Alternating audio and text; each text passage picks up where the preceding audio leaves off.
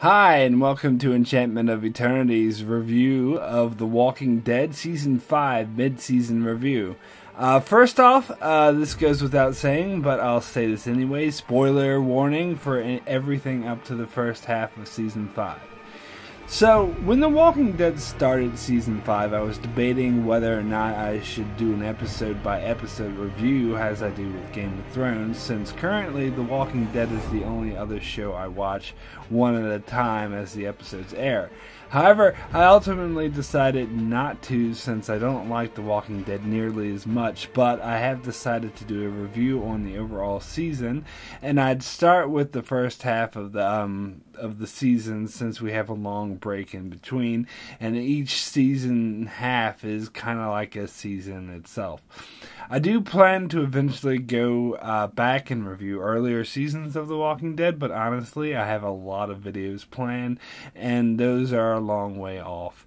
But I thought I'd do one for the first half of Season 5 while it's still fresh in everyone's mind.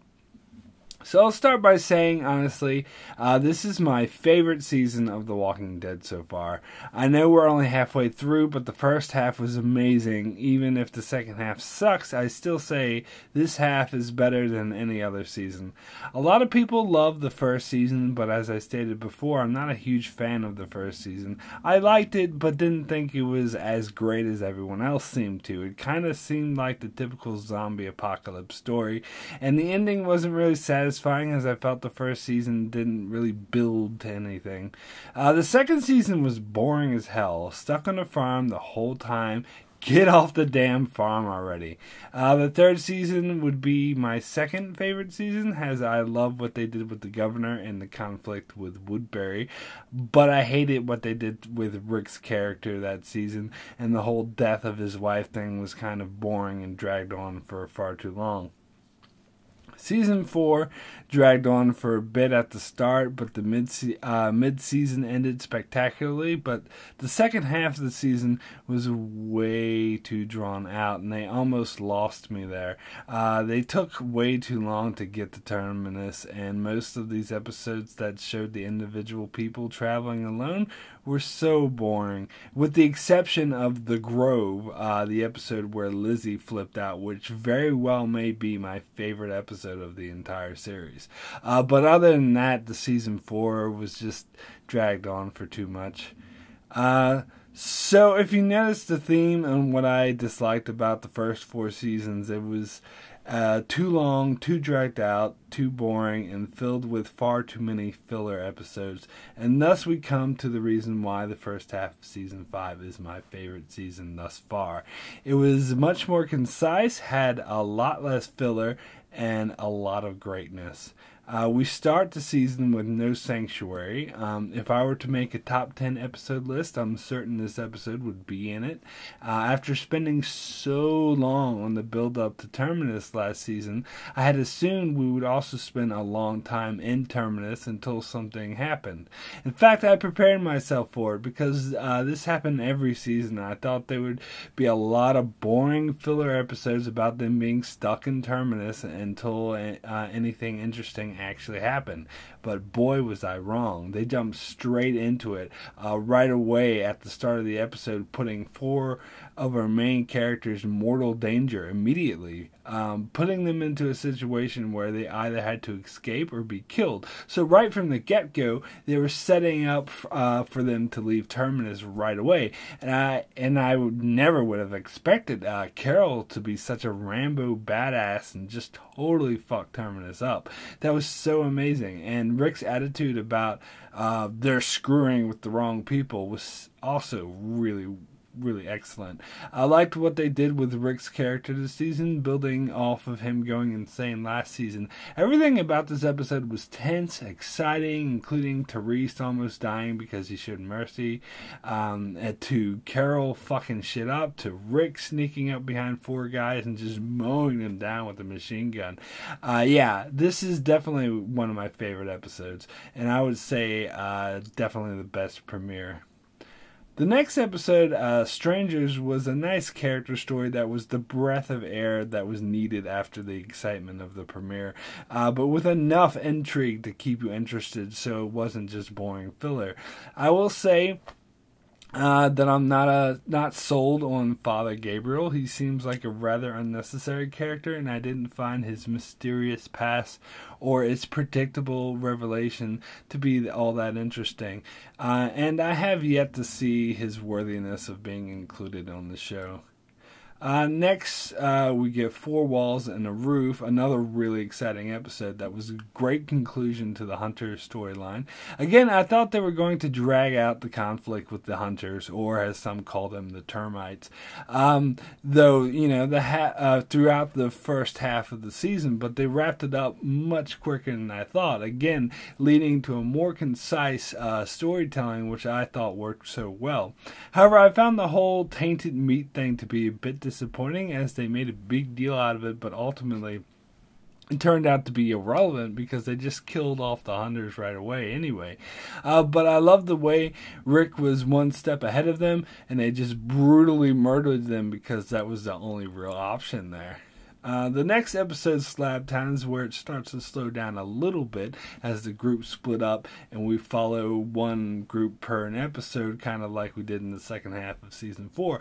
However, still a great episode. We learn of what Beth has been up to since being abducted last year, and of course it sets up the big confrontation with the cops or the hospital people, however you want to call them.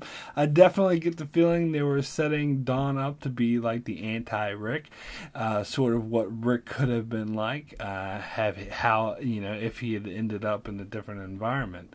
After that was Self-Help, which I thought was a perfect payoff to the Abram Eugene story, which to me had the perfect amount of setup. It got you familiar enough with their mission to go to Washington in the previous season, and it got you all psyched for it in episode 3 with Abraham's big speech. And in this episode, you get Abraham's backstory and how he met Eugene, and how it ties into what happens in this episode when you learn that Eugene is a fake, and the mission to DC totally made up. Again, I was surprised they revealed this so early. This was, I thought they would stretch this out as well. Not that I knew that this was coming. I actually believed that Eugene was a real scientist, but the way they pulled it off was magnificent. So next we come to the low point of the season, Consumed, which was necessary to find out what happened to Daryl and Carol, but the episode was dragged out and most of it did feel like filler. The episode seemed like it belonged more in the second half of season 4. Definitely felt out of place, but the last 10 minutes of the episode were worthwhile as they got you all psyched for the confrontation to come. Plus it was great to put Carol's character in perspective as it explored her backstory since she got kicked out of the group and how that affected her character. But overall, I could have done without this episode. Next we get Crossed, which was basically just a setup for the mid-season finale, and very good setup it was. As it finally returns to all the characters in one episode, as it cuts back between the groups. This is great for Rick's character, as ever since last season when he bit that dude's ear off, he's become more bloodthirsty, and it was cool how Therese and Daryl had to sort of pull him back and calm him down, and he went along with it and even trusted that cop dude. Plus seeing how devastated Abraham was at learning the truth about Eugene was also nicely played.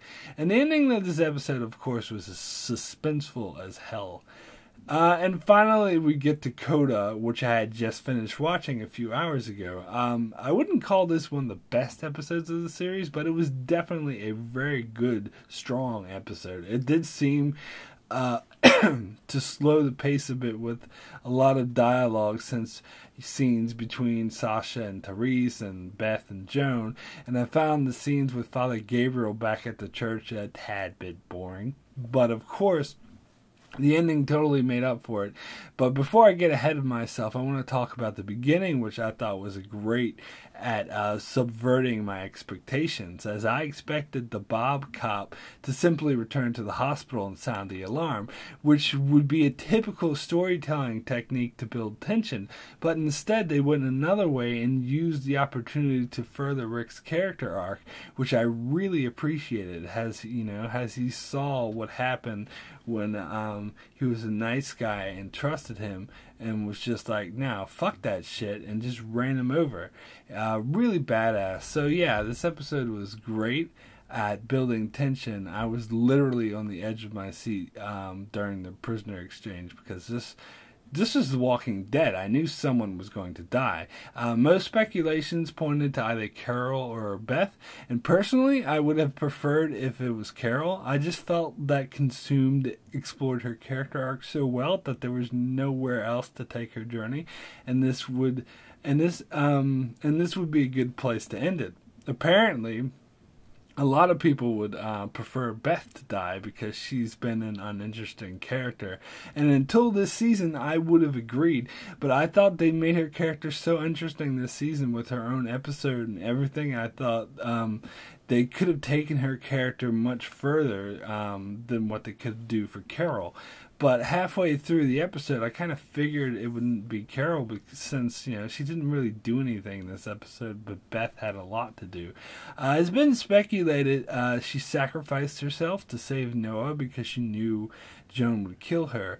That was a really ballsy move. I'm not sure she sacrificed herself or if she generally just tried to kill her because she just had enough of her. Either way, it was risky. She could have started a shooting match between the two groups that could have killed everyone. But luckily, cooler heads prevailed, and perhaps she was counting on that. But that was still a really risky move, self-sacrifice or not.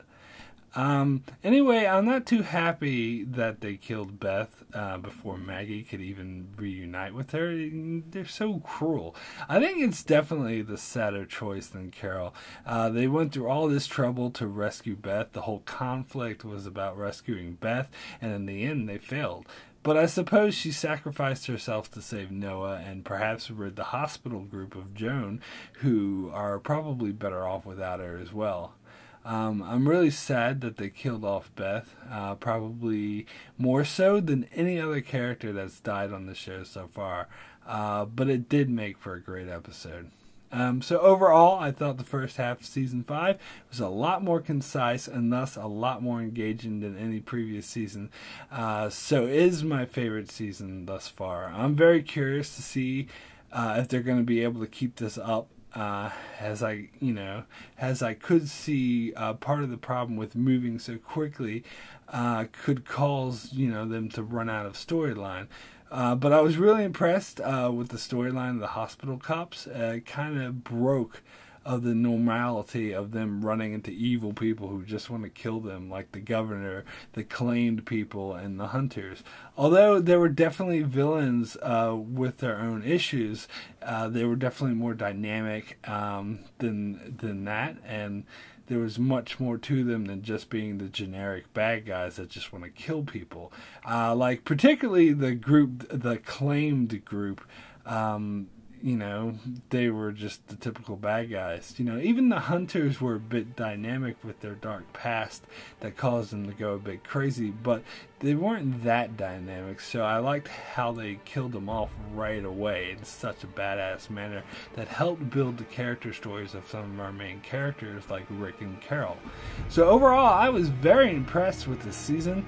They did so much right, so let's see if they can keep it up for the second half of the season. So that's it for my Walking Dead Season 5 mid-season review. You should check out my channel for other TV show reviews, and thanks a lot for watching.